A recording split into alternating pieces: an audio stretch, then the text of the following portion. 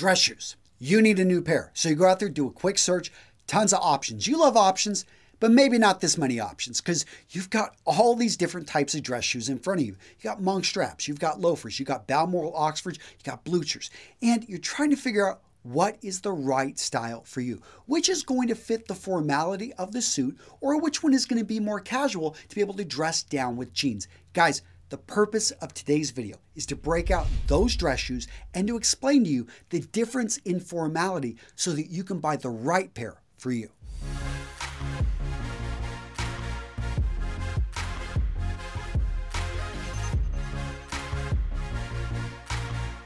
First off, let's talk about the two factors which are going to affect most shoes in terms of their level of formality. Number one is the build of the shoe. The general rule here is the simpler, the more elegant the build, the more formal the shoe is going to be. As you start to add complexities onto the build of the shoe, it becomes more casual. The other thing you want to pay attention to is open versus a closed lacing system. So you see this right over here and how this back part kind of goes under, that is a closed lacing system and is going to be more formal. An open lacing system, oftentimes seen with a Blucher, which we'll get into, this is where the quarter of the back is going to go on top of the vamp. The second factor affecting the formality of the shoe is going to be the material in which the shoe is made from, to include the color. The most formal of all the colors is going to be black. After that, other dark colors like dark brown, oxblood, those are going to be formal, not as formal as black, but they are still formal. And what you're going to see is as the colors get lighter, so as we go maybe to a medium gray, we start going to a white, we go to a light gray, all of those are going to be more casual colors. Now, the material, specifically of the upper, if we see a smooth leather that can be polished, this is going to be the more formal. Now, if you start to see something like a suede, this is going to be more casual. When it comes to the sole of the shoe, in general, leather is going to be more formal, rubber is going to be more casual. Now, throughout this video, you're going to see some beautiful shoes. If you want to grab any of them, click on the link down in the description of this video. Go check out Ace Marks. They're the paid sponsor of today's video, and I've been with this company for over 2 years. These shoes, when it comes down to it, are an amazing deal. Two things about these shoes I love. Number one, the bold designs. And number two, the fit and basically the overall feel of these shoes. These have to be some of the most comfortable dress shoes I've ever worn. But guys, let me pull up their website. Look at these beautiful shoes. Look at everything. And what I love, each pair of Ace Marks, again, these are Italian-made men's dress shoes. They're hand-selected. They use full-grain calf leather. It's crafted, it's dyed, and it's burnished by hand. And like I said, guys, it's an incredibly comfortable shoe. They use this lightweight Blake Flex construction and a leather outsole. It allows basically for easy, effortless movement. Another cool thing about this, you can actually get these resold. Other details about the build, they also use a calf leather lining that reduces the heat and the moisture while you're wearing the shoe. At the end of the day, gentlemen, what you're getting is a unique and beautiful pair of Italian crafted shoes. These are some of the most comfortable shoes I've ever worn. I love them. I think they're a great company. I highly recommend them. And in the link, in that description, I've got a discount code. Go use that to get the best deal out there. So number one on my list, gentlemen, of the most formal dress shoe out there, it's going to be plain Balmoral Oxfords in black. Notice I was ultra specific there, and I'm only putting one shoe in this category. The reason this shoe is here is it can be worn not only with a suit, but you can actually shine it up. You can even wear this with a black tie, which is in itself has certain shoes that can be worn with. And I'm not going to get into formal pumps. I'm not going to get into patent leather, which is often, it's a very glossy leather that's worn with black tie. That's kind of beyond, and I wanted something that applied to more people. But understand that Balmoral Oxfords use a closed lacing system. I talked about that earlier, but the lacing system is key here, and they are my number one choice for being the most formal dress shoe out there. Number two on the list, Balmoral Oxfords again, but we're getting away from being plain. Now we're starting to bring in cap toes. We're bringing in maybe a little bit of a medallion design on the toe. We're bringing in a variety of different colors, oxblood, dark browns, even a medium brown. We're going for darker still colored shoes, so all these are going to work great with an interview suit. But what we're seeing here is a little bit more design. This is going to make it a little bit less formal. These shoes right here could not be worn with black tie, and that's the big difference. Coming in at number 3 on my list, I've got the Wholecut. Now, some of you guys that remembered the earlier points may say, Antonio, why isn't the Wholecut number 1? I mean, look at it. It's the simplest, most elegant of all the shoe designs. And I agree, but I don't put it at number 1 because it's not really worn with black tie. I think you could pull it off with a black pair of Wholecuts that were shined properly, but when it comes down to what we're used to, historically, what has been worn, it is still a modern classic, and it's kind of making its way up. I do think if I did this list maybe in 20, 30 years, it could be number 2, could even be number 1. But at this point, I'm going to keep it at number 3.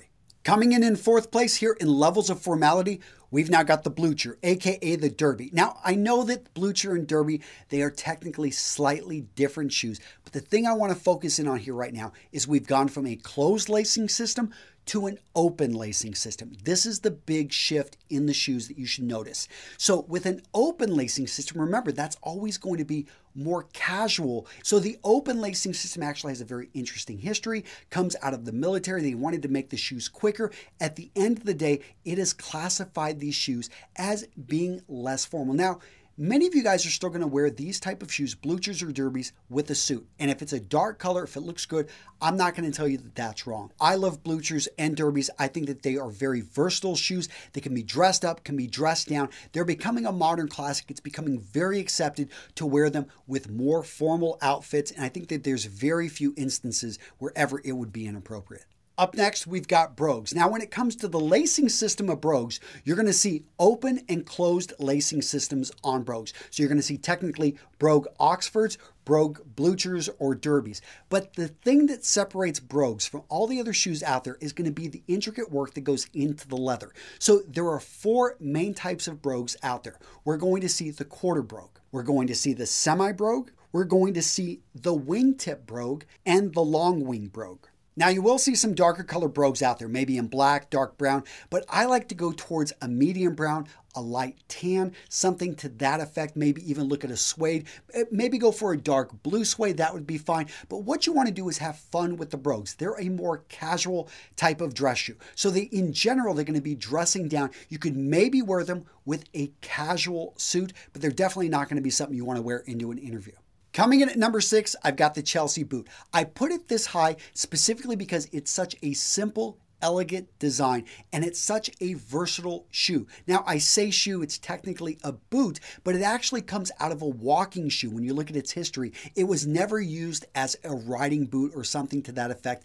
And for me, it's something that is just practical. It was made popular in the 1950s, 1960s by a number of musicians, even stormtroopers. Yes, go back and look. They were wearing white Chelsea boots. So it's something that, hey, you know, it's intergalactic. The point is that the Chelsea boot is something that I think you can dress up, you can dress down, and because of its simple design, I'm putting it high on this list.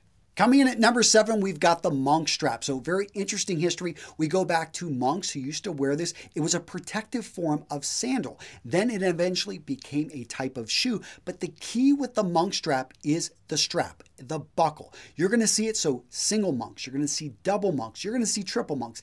I, in particular, love the double monk. I find it's one of the most comfortable, very stylish type of looks out there. Now, the thing about the monk shoe that I love is simply when I'm going through security, I can slip them on and off, and also they're a bit unique with the buckle. You don't see them all the time, but that's also going to be their downfall because they've got that uniqueness with the buckle. It is something that's going to make it a bit more casual. I think that I could wear this with a casual suit. I'm not going to wear it with a suit that I would wear necessarily into an interview, but I can also wear this with a pair of jeans. So it's a very versatile dress shoe, and that's why I've got it on this list. Coming in at number 8 on this list, I've got the Loafer. And I think the Loafer, one of the most versatile pair of shoes a man can own out there. Generally, it's going to be casual. There's a wide range of loafers. So you'll see the bit loafer, you'll see the tassel loafer, you'll see the Belgian loafer. But my favorite is the penny loafer. And I really like this loafer because of its simple, sleek design. You can have it looking really dressy by wearing maybe dark color, very simple, polish it up. You can also dress it down, go for a more casual type of loafer. Same design, fine, but maybe go for a light gray suede. At the end of the day, the loafer is going to be one of your most versatile pieces. I think you can still wear it with a casual suit, especially in the summer or the hotter time of the year. You can wear these with shorts. You can wear them with jeans. Very wide range that you can pull loafers off. Next up, we've got dress boots, which I know technically are not dress shoes, but I want to address them anyway because I get a lot of questions here, and there are some dress boots which are really close to dress shoes. Let me explain. So there are the dress boots out there which have a closed lacing system, ones that actually use a Goodyear welt, or maybe a Blake stitch, but they almost in the construction seem like dress shoes. Those out there can confuse people because you can look at this and say, wow, this looks so well built, I could almost wear this with a suit. But you've got to understand that dress boots are casual by their very nature. So they're always going to be less formal. Now, there are a number of dress boots out there that have more of a combat boot, which they're designed from. So the base of them, the sole is going to be made from rubber. They're going to be very comfortable when you're out there. You go running, you go hiking in these things, and they're going to feel great. Now, the upper is going to be very, beautiful, intricate. You can use various leathers, a wide range of colors. You can even see suede on some of these.